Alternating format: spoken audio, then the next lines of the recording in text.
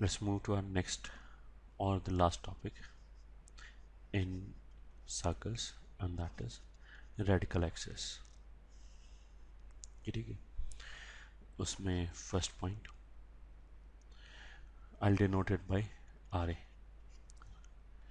तो radical axis of two circles, say S G1 F1 C1 equals to 0 and S G2 F2 C2 equals to zero, मतलब x square plus y square plus two g one x plus two f one y, ऐसे करके दो circle दे रखे. Radical axis of two circle this and this is locus of a point which has equal power with respect to both the circles. ठीक है, तो of course अगर मैंने पावर वैसे किसको बोलते हैं ये हम ऑलरेडी पढ़ चुके हैं. अगर कोई सर्कल एस है और हमें एक पॉइंट पी पता है x1 y1, तो उस सर्कल एस के लिए हमने S1 कैलकुलेट कर लिया.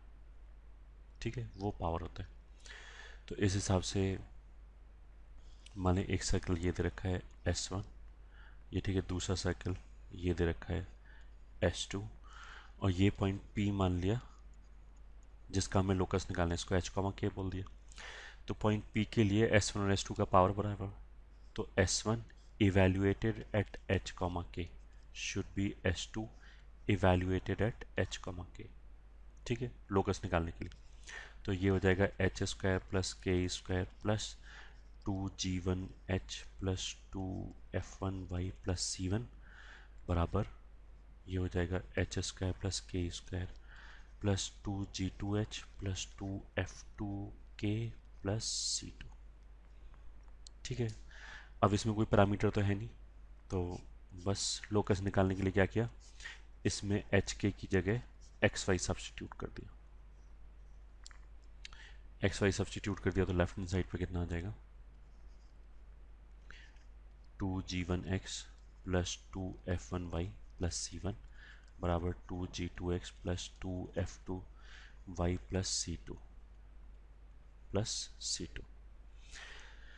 ठीक है, तो simply radical axis of two circles, अगर एस वन बराबर जीरो और एस टू बराबर जीरो दो सर्कल का इक्वेशन है, तो उनका रेडिकल एक्सिस क्या हो जाएगा, s one minus S two बराबर जीरो.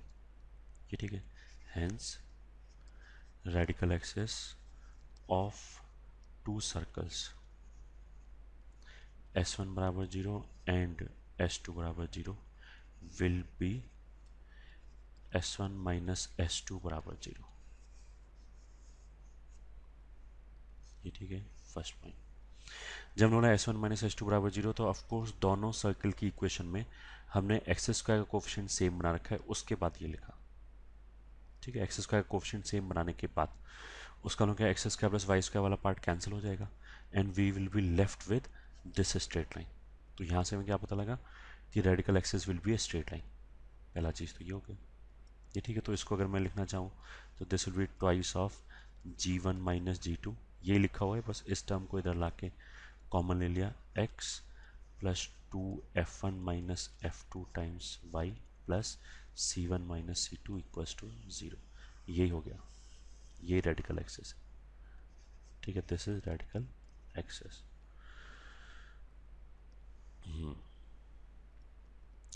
अब नोटिस करने वाली चीज़ क्या क्या है, नोट वन कि radical axis is a straight line. ठीक है, ये तो फर्स्ट नोट हो गया. Note to,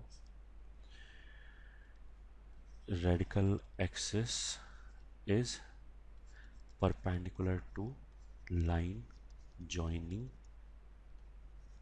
centres. ठीक है, इसका मतलब क्या है कि जैसे मान लिया एक सर्कल ये, दूसरा सर्कल ये है.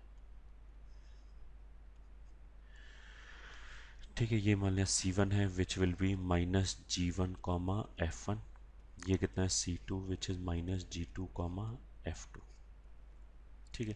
व्हाट वी आर क्लेमिंग कि जो रेडिकल एक्सेस होगा वो इन दोनों लाइनों के परपेंडिकुलर होगा। क्यों होगा? स्लोप निकाल के देख सकते हो, MC1 C2 सेंटर्स को ज्वाइन करने वाली लाइन का स्लोप क्या होगा? 2 पॉइंट फॉर्मूले से y2 minus y1 upon x2 minus x1, तो कितना हो गया? F1 minus F2 upon G1 minus G2, ये हो गया। और रेडिकल एक्सिस का स्लोप कितना हो जाएगा? यहाँ से minus twice of G1 minus G2 upon F1 minus F2 which is minus of G1 minus G2 upon F1 minus F2। तो नाउ यू कैन सी इन दोनों का प्रोडक्ट इज -1, तो इसलिए परपेंडिकुलर होगा। ठीक है, सेकेंड पॉइंट ये हो गया। Third point, note 3। अच्छा, वैसे रेडिकल एक्सिस हमने बोला क्या? अ, ये जो लाइन है this is radical axis of S1 and S2। अगर ये सर्कल S1 है, ये सर्कल S2, तो इस लाइन के ऊपर अगर मैंने कोई भी पॉइंट लिया तो इन दोनों सर्कल का पावर बराबर होगा। ये ठीक है। उसका मतलब क्या कि इस पॉइंट को अगर मैंने S1 के लिए इवैल्यूएट किया, S2 के लिए इवैल्यूएट किया, तो बराबर नंबर आएगा। अब अगर ये पॉइंट रेडिकल एक्सिस का सर्कल के बाहर हो जाए तो जो दो नंबर आएगा, जैसे इस सर्कल के लिए इवैल्यूएट किया, इस सर्कल के लिए इवैल्यूएट किया, तो लोकेशन ऑफ पॉइंट से हम ये बोल सकते हैं कि वो जो दो नंबर आएगा वो पॉजिटिव आएगा। पॉजिटिव आएगा तो हम रूट ले सकते हैं। रूट ले सकते हैं तो इसको हमने ऐसे बोला, for any point on radical axis you'll have S1 बराबर S2। ये ठीक है। And if point lies outside both the circles then I can also say कि रूट S1 बराबर रूट S2 पॉजिटिव नंबर के लिए। अब ये जो रूट S1 और रूट S2 है, ये क्या होता है? ये तो लेंथ ऑफ टेंजेंट होता है। तो इस बात का मतलब क्या हो गया कि रेडिकल एक्सिस के अगर किसी भी पॉइंट से मैंने टेंजेंट्स ड्रॉ किया दोनों सर्कल्स पे, तो उनका लेंथ बराबर आएगा। ठीक है, मतलब ये लेंथ और ये लेंथ इक्वल आएगा। ठीक है। तो if I am taking any point on radical axis which is outside both the circle, then from it I can draw tangents of equal length to both the circles। ठीक है। ये हम बार बार ये क्यों बोल रहे हैं आउटसाइड द सर्कल्स? बिकॉज अगर सर्कल ऐसे इंटरसेक्टिंग है देन यू मस्ट रिकॉल कि जो कॉमन कॉर्ड है, ये ठीक है, उसका इक्वेशन भी S1 माइनस S2 होता है। Let me again redraw. जो कॉमन कॉर्ड आएगा उसका इक्वेशन भी क्या होगा? S1 minus S2 equals to 0, and radical axis भी यही होगा। ठीक है, तो इसको देख के I can say if circles are intersecting then their common chord is their radical axis।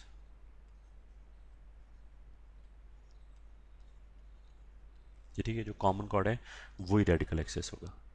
ये ठीक है। अब इसी को हम नोट 5 में ऐसे बोल सकते हैं कि अगर मान लिया सर्कल ऐसे एक्सटर्नली टच कर रहा हो, ये ठीक है, या फिर इंटरनली टच कर रहा हो, ठीक है, ऐसे भी हो सकता है। मान लिया ऐसे टच करे तो ये जो कॉमन कॉर्ड है ये कॉमन टेंजेंट बन जाएगा, या फिर जो रेडिकल एक्सिस होगा वो कॉमन टेंजेंट होगा। तो if circles are touching then their radical axis will be common tangent। ये ठीक है। अब इसका एक छोटा सा एप्लीकेशन क्या हो सकता है कि मान लिया दो साइकिल दे रखे हैं और मेरे को ये पता लगा रहे हैं कि दोनों साइकिल टच कर रहा है नहीं कर रहे हैं। तो एक तरीका तो ये होगा दोनों का सेंटर निकालो, सेंटर के बीच का डिस्टेंस निकालो, दोनों साइकिल के रेडिया ही निकालो, रेडियस निकाल लिया अलग अलग। वो जो सेंटर्स के बीच का डिस्टेंस है अगर वो R1 प्लस R2 के बराबर होगा तो ऐसे एक्सटर्नली टच कर रहा होगा। अगर सेंटर्स के बीच का डिस्टेंस R1 माइनस R2 के बराबर होगा तो इंटरनली टच कर रहा होगा। या फिर हम इसको ऐसे ही बोल सकते हैं कि अगर दो सर्किल की इक्वेशन पता है तो मैंने S1 माइनस S2 निकाला, मतलब रेडिकल एक्सिस निकाला। फिर उस रेडिकल एक्सिस पे मैंने एक सर्किल के सेंटर से लेंथ ऑफ अपाइंट को निकाला टेंजेंसी कंडीशन चेक करने के लिए। अगर वो उस सर्कल के रेडियस के बराबर आ जाए, मतलब अगर टेंजेंसी कंडीशन सेटिस्फाई हो जाए, मतलब अगर P बराबर R आ जाए, तो इसका मतलब क्या होगा कि जो रेडिकल एक्सिस है वो कॉमन टेंजेंट हो गया, hence circle will touch each other. ठीक है, तो अगर रेडिकल एक्सिस पे टेंजेंसी कंडीशन सेटिस्फाई हो जाए, उसका मतलब क्या है कि सर्किल एक दूसरे को टच कर रहे हैं। बट केवल इससे हम ये नहीं बता सकते कि वो एक्सटर्नली टच कर रहा है या इंटरनली टच कर रहा है।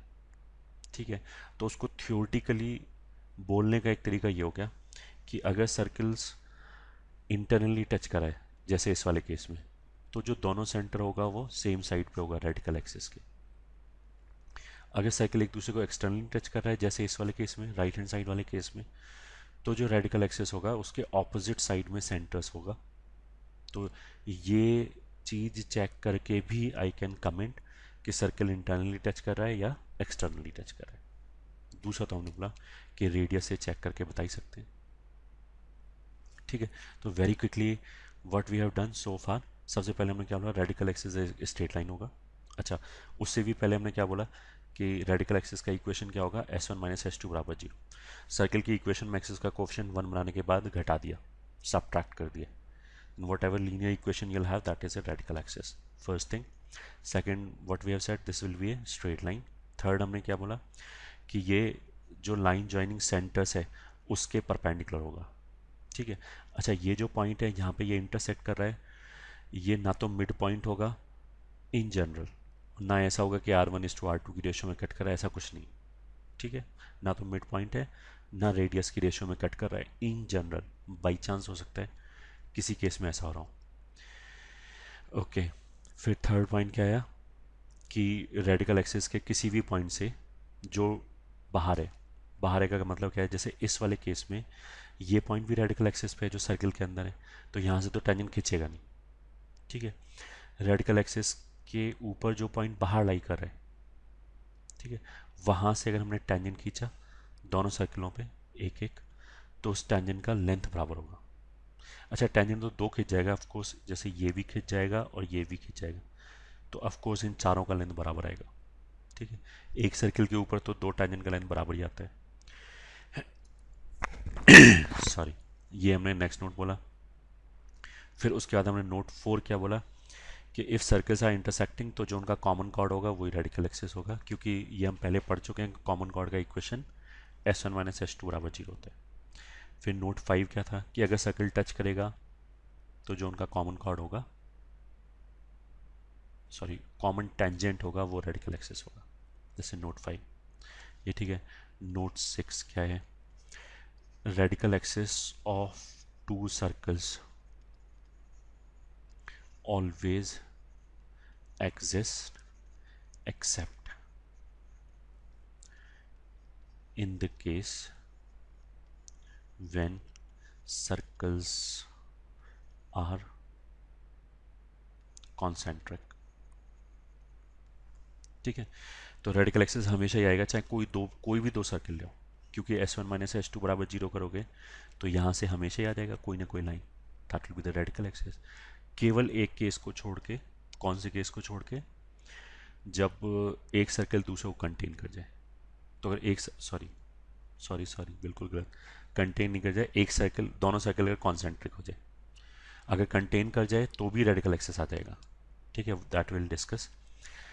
अगर एक सर्कल, सॉरी फिर वही बोल दिया, अगर दोनों सर्कल कॉन्सेंट्रिक होगा तो क्या होगा कि एक्स स्क्वायर और वाई स्क्वायर कैंसिल होने के साथ साथ ये 2gx और 2fy वाला पार्ट भी कैंसिल हो जाएगा। कॉन्सेंट्रिक का मतलब क्या, सेंटर सेम है, तो g और f दोनों में सेम हो गया। तो फिर जो S1 माइनस S2 बराबर 0, वहाँ से एब्सर्ड रिलेशन आ जाएगा, C1 माइनस C2 बराबर 0, मतलब समथिंग लाइक 4 बराबर 0, ऐसे करके आ जाएगा। ठीक है, तो केवल उस केस में रेडिकल एक्सिस नहीं आएगा, वरना हमेशा आएगा। ठीक है, इवन अगर एक सर्कल दूसरे को ऐसे कंटेन कर रहे हैं, बस कॉन्सेंट्रिक नहीं है, तो भी रेडिकल एक्सिस आ जाएगा। ठीक है, और अच्छा, अगर एक सर्कल दूसरे को कंटेन कर रहा होगा तो जो रेडिकल एक्सिस आएगा वो दोनों सर्कल के बाहर आएगा। ठीक है, मतलब इंटरसेक्ट नहीं कर सकता सर्कल को। ठीक है, अगर सर्कल इंटरसेक्टिंग नहीं है तो पक्की बात है कि रेडिकल एक्सिस बाहर आएगा। ठीक है, ये क्यों आएगा? क्योंकि जैसे मान लिया अगर ये दो सर्कल हैं और मैं बोलूँ कि रेडिकल एक्सिस ही आ गया, तो ऐसे नहीं आ सकता। क्यों नहीं आ सकता? क्योंकि इस पॉइंट के लिए, इस पॉइंट के पॉइंट ऑफ व्यू से अगर मैं देखूं तो इस सर्कल का पावर नेगेटिव है क्योंकि इस सर्कल के अंदर है, इस सर्कल का पावर पॉजिटिव है, तो ये वाला पॉइंट रेडिकल एक्सिस पे हो ही नहीं सकता, क्योंकि हमने बोला है कि रेडिकल एक्सिस के लिए दोनों सर्कल का पावर सेम होना चाहिए। तो या तो दोनों पॉजिटिव पॉजिटिव हो या दोनों नेगेटिव नेगेटिव हो।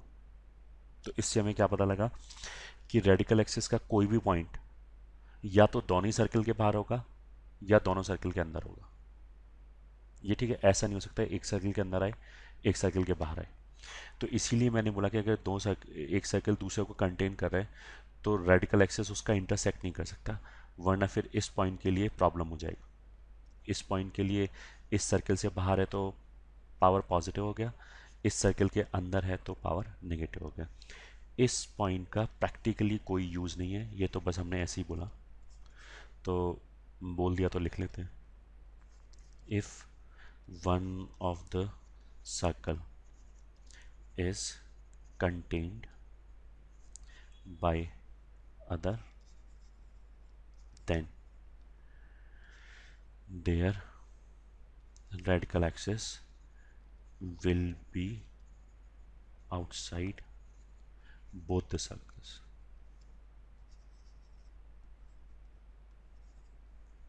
Will be outside both the circles.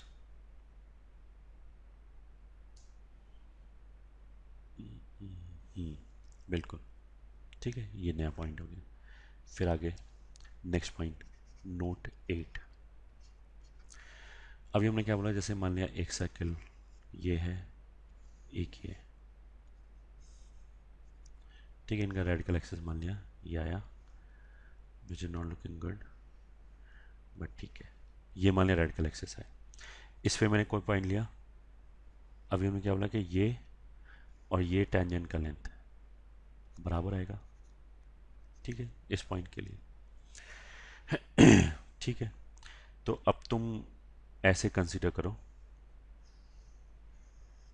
Let me make another diagram.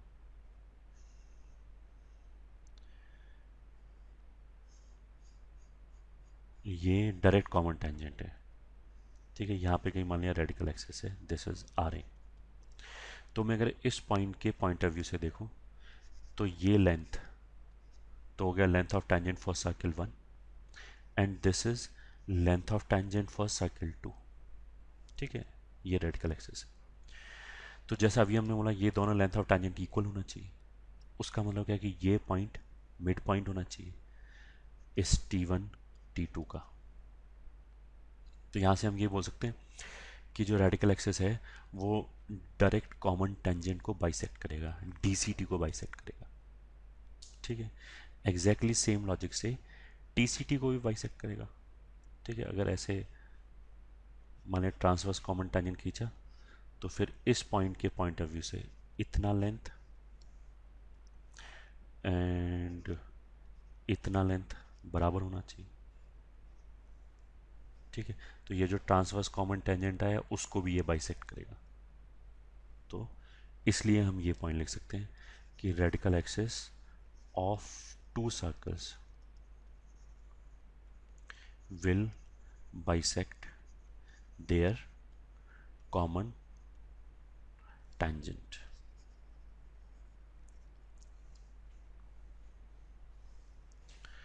ठीक है, radical axis of two circles will bisect their common tangent. Common tangents DC और DCT और TCT बोलने का जरूरत ही नहीं, क्योंकि दोनों को बाइसेक्ट करेगा। ठीक है, ये हमारा हो गया नोट 8। फिर आगे और बढ़ते हैं, नोट 9। ठीक है, मान लिया दो सर्कल ऐसे दे रखा है। ठीक है, और एक तीसरा सर्कल है जो इन दोनों को ऑर्थोगोनली इंटरसेक्ट करता है, मान लिया। ठीक है, मान लिया कुछ ऐसे बनना है, जो ऐसे कुछ बन गया। जो तीसरा सर्कल है, मान लिया एक सर्कल S1 है, एक सर्कल S2 है, और मैंने क्या बोला, तीसरा सर्कल इन दोनों को ऑर्थोगोनली इंटरसेक्ट करता है। तो इफ़ यू कैन रिकॉल, हमने ऑर्थोगोनल इंटरसेक्शन में ये बोला था कि अगर दो सर्कल ऑर्थोगोनली इंटरसेक्ट करेगा तो क्या होगा, एक सर्कल के सेंटर से दूसरे सर्कल के ऊपर ड्रॉन टेंजेंट उसके अपने रेडियस के बराबर होगा। ठीक है, तो ये जो सर्कल S है, ये S1 और S2 को ऑर्थोगोनली कट कर रहा है। तो उसका मतलब क्या है, सर्कल S के सेंटर से अगर मैंने इसके ऊपर टेंजेंट खींचा, ठीक है, तो वो इसके अपने रेडियस के बराबर होगा। ठीक है, ऑर्थोगोनलिटी में पढ़ा चुके हैं। ऐसी सर्कल सी के सेंटर, सॉरी सर्कल एस के सेंटर से मैंने S2 पे टेंजेंट खींचा। अच्छा, S and S1 orthogonally cut कर रहे हैं, S and S2 orthogonally cut कर रहे हैं। S1 और S2 आपस में कुछ भी करें, उससे कोई मतलब नहीं, मतलब वो ऑर्थोगोनली कट नहीं कर रहा है इन जनरल। ठीक है, तो इसीलिए S और S1 ऑर्थोगोनली कट कर रहा है, इसलिए S के सेंटर से अगर मैंने सर्कल S1 पे टेंजेंट खींचा तो वो S की अपनी रेडियस के बराबर होगा। सेम चीज़ S और S2 में लागू होगी। मतलब अगर मैंने S के सेंटर से S2 के ऊपर टेंजेंट खींचा तो उसका लेंथ भी उसके रेडियस के बराबर होगा। तो अल्टीमेटली क्या हुआ कि इस पॉइंट C से इन दोनों सर्कल के ऊपर जो टेंजेंट खींचा गया उसका लेंथ बराबर है, क्योंकि दोनों रेडियस R के बराबर है। अगर ऐसा है तो जो C है वो S1 और S2 के रेडिकल एक्सिस के ऊपर लाई करना चाहिए, क्योंकि अभी हमने बोला रेडिकल एक्सिस के पॉइंट से we can draw tangents of equal length. ठीक है, तो अब इसको फिर नोट करके लिख लिया। Centre of circle which intersect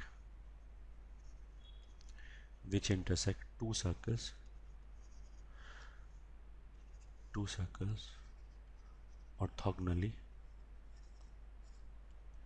will lie on radical axis of two circles.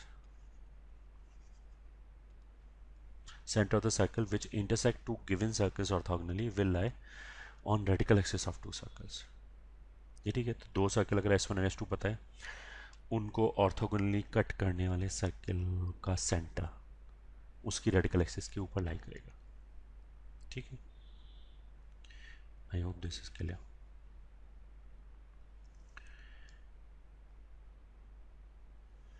Now let's move forward. Note 9, Note 10। ठीक है, अगर मान लिया तीन सर्कल दे दिया जाए, दो की बजाय एक सर्कल, दूसरा सर्कल, और ऐसे ही मान लिया कोई तीसरा सर्कल, तो इसका जो रेडिकल एक्सेस आएगा, इसका जो रेडिकल एक्सेस आएगा कुछ ऐसा आएगा। मान लिया सर्कल 1, सर्कल 2, सर्कल 3, तो ये आ गया रेडिकल एक्सेस 1 2, मतलब सर्कल 1 और 2 का रेडिकल एक्सेस। ये आ गया रेडिकल एक्सेस 1 3, 1 एंड 3 का। तो ऐसे ही 2 एंड 3 का भी आ जाएगा। ये ठीक है, ये जो तीन रेडिकल एक्सेस होगा 2 एंड 3। ठीक है, radical axes 1 3, radical axes 1 2 and radical axes 2 3, ये तीनों रेडिकल एक्सेस क्या होगा, एक पर्टिकुलर पॉइंट से पास करेगा। ठीक है, वैसे रेडिकल एक्सेस 1 2 का इक्वेशन क्या हो जाएगा, S1 minus S2 equals to 0। Radical axes 2 3, S2 minus S3 बराबर 0। ये ठीक है, रेडिकल एक्सेस 3 2, सॉरी 3 1 का इक्वेशन हो जाएगा S3 माइनस S1 बराबर 0। 1 3 बोलो 3 1 बोलो, एक ही बात है ऑफकोर्स, ये तो केवल नोटेशन यूज़ करें। तो व्हाट वी आर क्लेमिंग कि these three lines will be concurrent. क्यों कनकरेंट होगा, एक तरीका तो यह है, इस लाइन को L1 बोला, इस लाइन को L2 बोला, तो अगर मैंने L1 L2 को जोड़ दिया तो S2 कैंसिल हो जाएगा और ये वाली लाइन आ जाएगी L3। तो मतलब इस पर्टिकुलर केस में, मतलब S3 माइनस S1 लिखो चाहे S1 माइनस S3 लिखो, एक ही लाइन है, वो तो माइनस से मल्टीप्लाई कर सकते हैं दोनों तरफ। तो जो लाइन 3 है वो पहली दो लाइन को ऐड करके आ रहा है, L1 प्लस L2 आ रहा है। यहाँ हम ऐसे बोल सकते हैं कि जो थर्ड लाइन है वो L1 प्लस लैम्डा L2 के फॉर्म का है, जहाँ पे लैम्डा का वैल्यू 1 है। तो ऑफ कोर्स जो थर्ड लाइन है वो पहले दो लाइन के पॉइंट ऑफ इंटरसेक्शन से पास करेगा, हेंस तीनों लाइन कॉन्करेंट होगा। ठीक है, तो ये जो पॉइंट ऑफ कॉन्करेंसी है, this is called radical centre. ठीक है, तो अगर तीन सर्कल दे रखे हैं तो हमने पेयर में करके अगर रेडिकल एक्सेस निकाला, तीन रेडिकल एक्सेस आ जाएगा, first second, second third and first third से। तो वो तीनों radical axes will be concurrent at a point and that point of concurrency is called radical centre. ठीक है, तो पहले तो हमने ये प्रूव किया भी कि वो कॉन्करेंट क्यों होगा। तो let me write radical axes, sorry, axes plural of three circles, ये ठीक है, will be concurrent at a point called radical center। ये ठीक है, and it is the only point जिसके लिए तीन सर्कल का पावर बराबर होगा, तीन गिवन सर्कल का पावर बराबर होगा, और कोई पॉइंट नहीं है इसके अलावा। दो सर्कल का पावर बराबर किसके लिए होता है? वो तो रेडिकल एक्सिस पे जितने भी पॉइंट है सबके लिए होता है, तो they are infinite such points. अगर तीन सर्कल बोला जाए तो उसके लिए केवल रेडिकल सेंटर का ही पावर बराबर होगा। पहला चीज़ तो ये। दूसरा, अगर मान लिया बाई चांस तीनों सर्कल के सेंटर्स एक ही, तीनों सर्कल के सेंटर का कोलिनियर हो जाए, तो जो उनके रेडिकल एक्सेस आएगा वो आपस में पैरेलल हो जाएगा ऐसे करके, तो फिर वो इंटरसेक्ट नहीं करेगा। उस वाले केस में you won't have any radical center. तो if center of the circles are collinear then radical center won't exist. ठीक है, इस केस को छोड़ के बाकी कोई भी केस है रेडिकल सेंटर आ ही जाएगा। ठीक है, अच्छा, अब रेडिकल सेंटर जैसे एक सर्कल ये ठीक है, दूसरा सर्कल मान लिया ऐसे है, तो ये लाइन इन दोनों का रेडिकल एक्सेस हो गया। ठीक है, अब मैंने क्या किया, तीसरे सर्कल को ऐसे बनाया मान लिया। ठीक है, तो ये सर्कल वन, ये सर्कल टू, तो ये हो गया R12, ये सर्कल थ्री, तो R13 क्या हो जाएगा, ये वाली लाइन, दिस इज R13। ठीक है, तो ये वाला जो पॉइंट है ये रेडिकल सेंटर हो गया, तो R23 कौन सी लाइन हो जाएगी, ये, this is R23 and this point is radical centre. इस बार ये क्या हुआ कि जो रेडिकल सेंटर आया वो तीनों सर्कल के अंदर आ गया। जैसे हमने पहले बोला था कि रेडिकल एक्सिस का कोई भी पॉइंट या तो दो सर्कल के अंदर होगा या दोनों के बाहर होगा, उसी तरीके से रेडिकल सेंटर या तो तीनों सर्कल के अंदर होगा या तीनों सर्कल से बाहर होगा।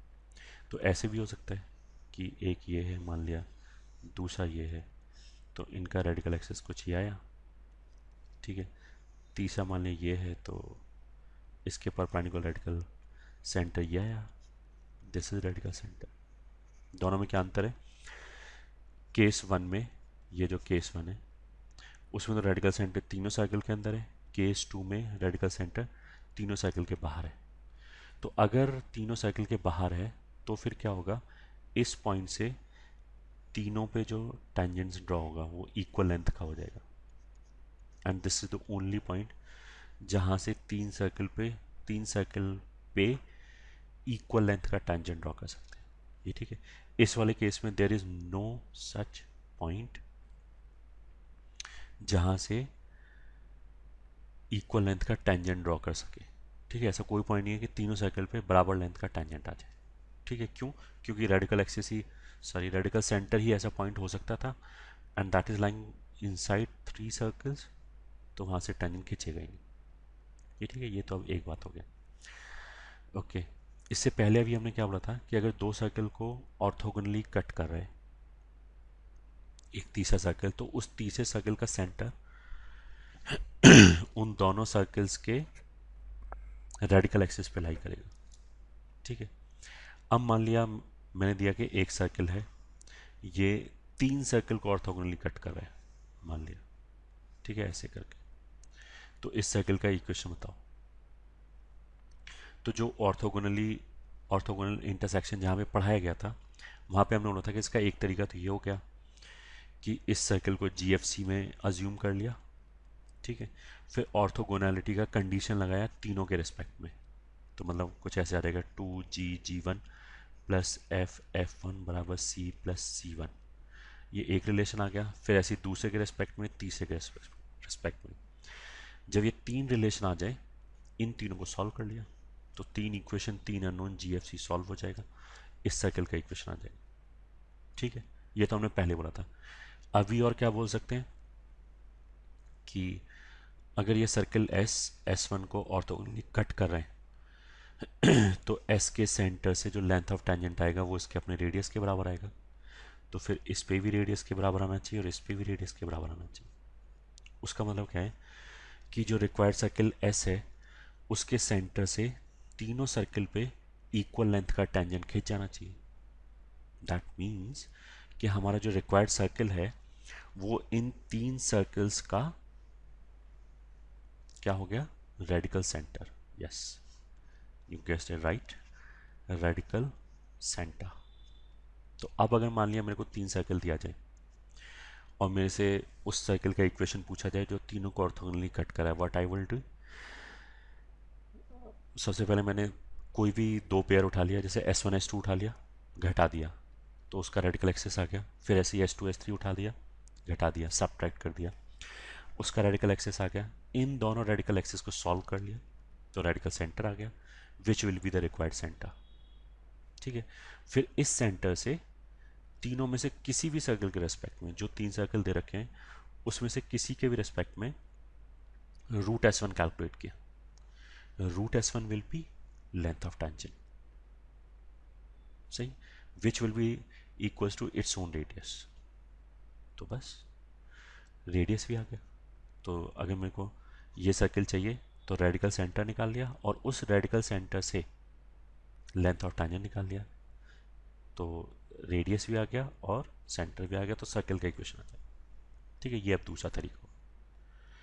आई hope this much is sufficient.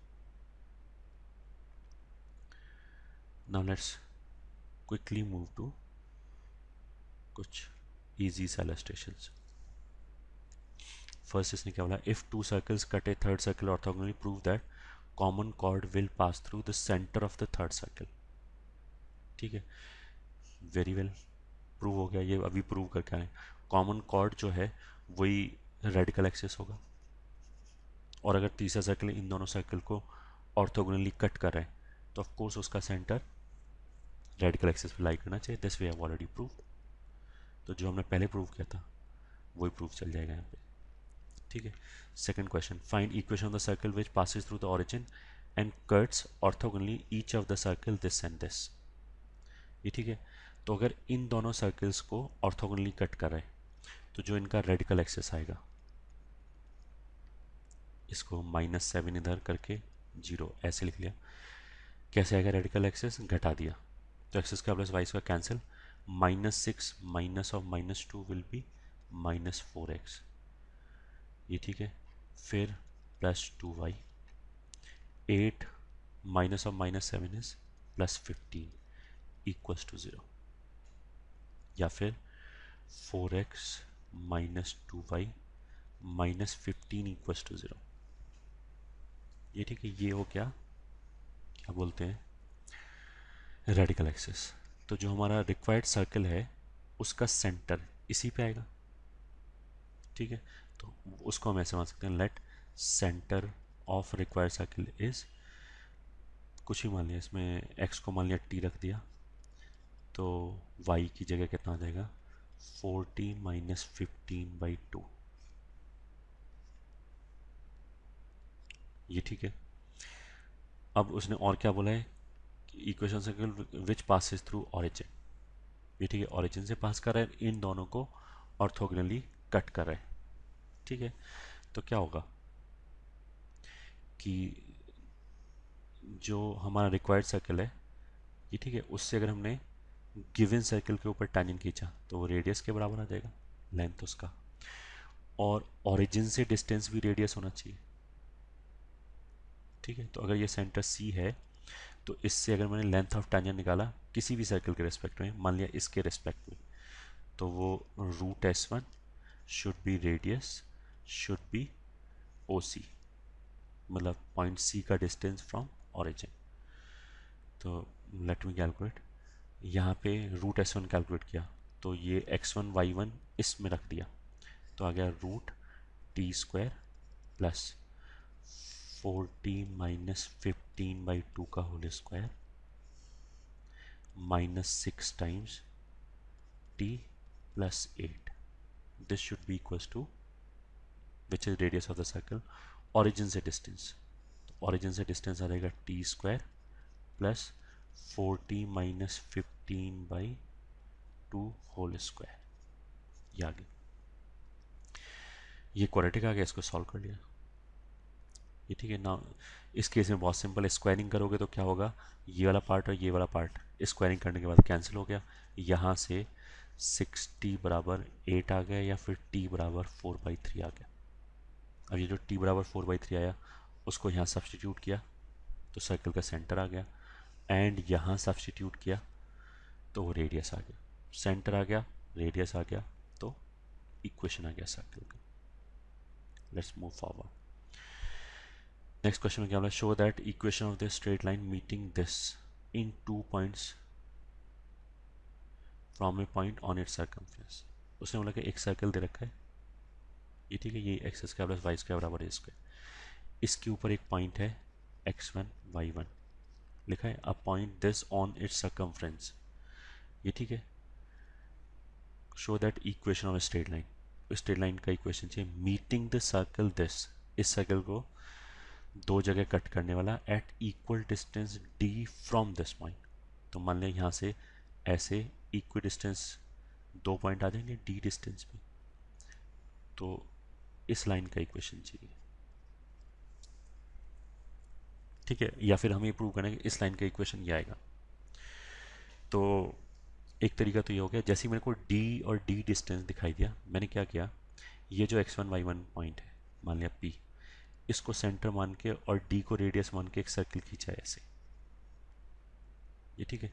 तो इस सर्कल का इक्वेशन क्या आ जाएगा, x minus x1 whole square plus y minus y1 whole square equals to d square,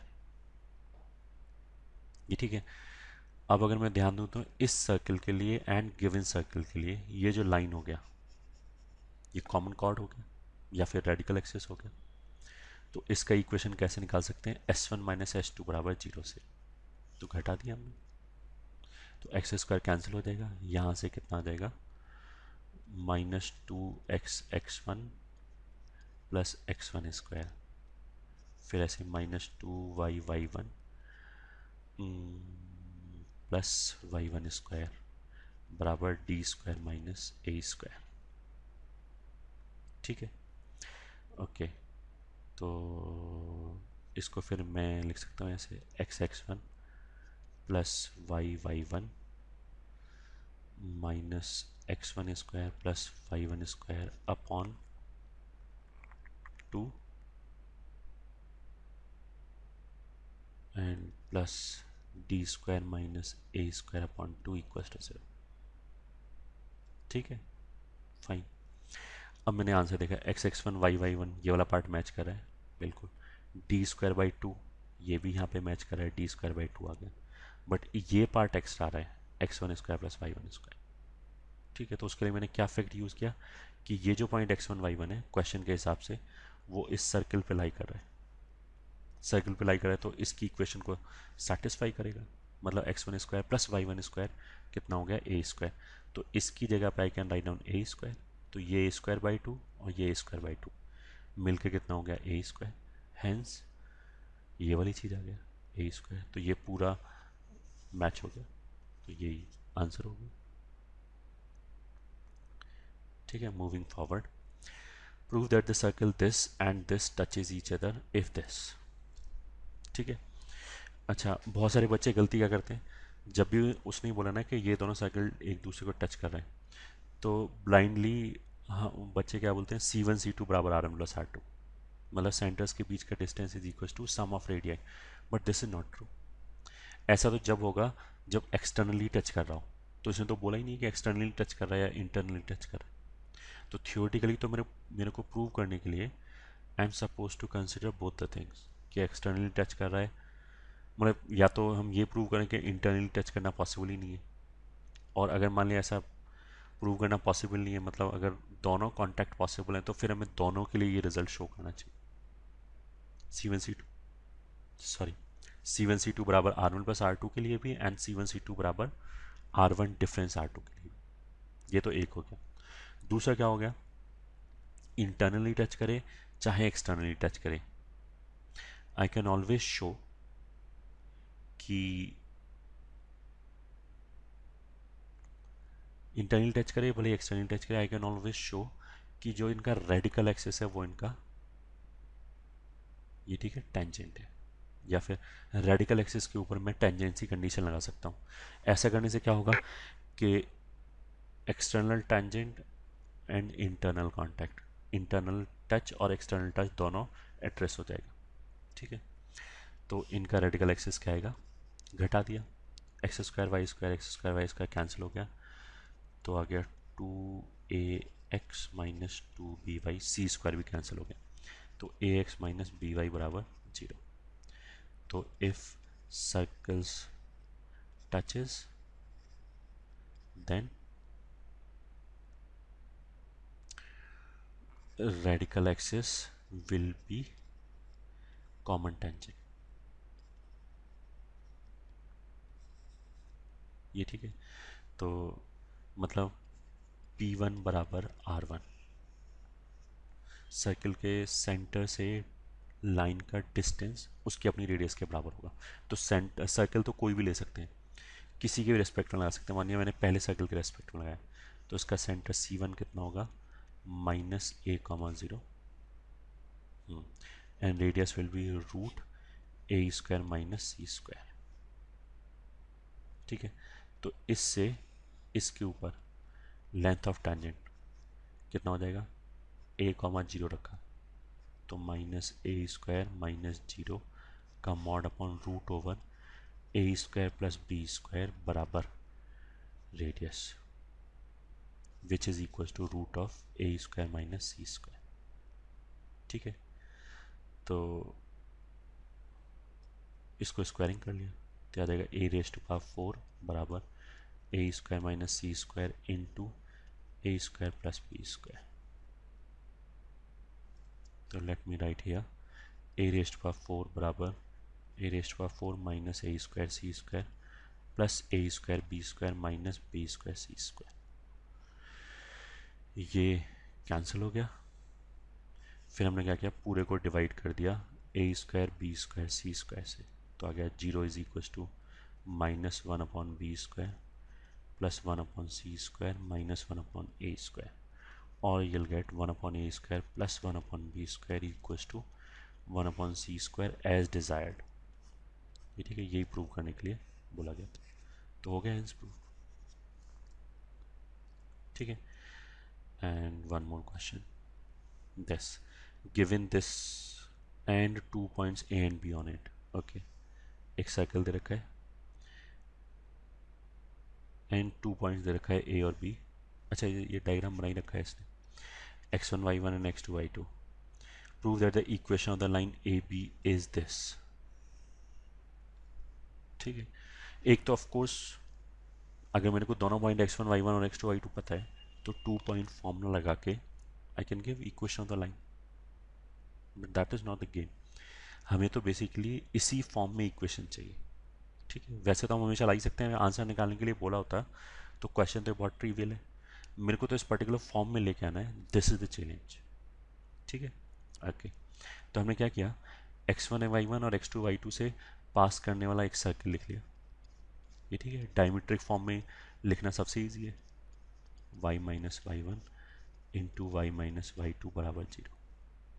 ठीक है, तो लेट मी राइट हियर, ये हो जाएगा x square plus y square minus x one plus x two times x minus y one plus y two times y plus x one x two plus y one y two बराबर zero. ये circle आ जाएगा, that you can see x square आ गया, x के साथ यहाँ से एक्स वन एक्स टू आ गया, तो minus x one x two ये वाला टर्म आ गया। सिमिलरली वाई के साथ आ जाएगा, फिर जब इन दोनों को मल्टीप्लाई करेंगे तो will get x one x two plus y one y two, वो ये टर्म आ गया। So this is a circle जो ए और बी से पास कर रहे हैं, और ए और बी से पास करने वाला ये भी सर्कल है। ठीक है, तो दूसरा सर्कल क्या हो गया, x square plus y square plus two g x plus two f y plus c बराबर जीरो, ये भी सर्कल है। तो इनके कॉमन कॉर्ड, मतलब ए बी ही कॉमन कॉर्ड है, उसका इक्वेशन हम कैसे लिख सकते हैं, S one minus S two बराबर जीरो, या उल्टा घटा दिया S two minus S one बराबर जीरो। तो ये x square y square cancel, ये ऐड हो जाएगा, तो कितना हो गया, two g plus x one plus x two times x plus two f y one plus y two times y plus c minus x one x two minus y one y two बराबर zero. ये हो गया line का equation. तो ये एक different form में आ गया। अब let me see what is required, ये एज इट इज, ये as it is, x one x two plus y one y two minus C.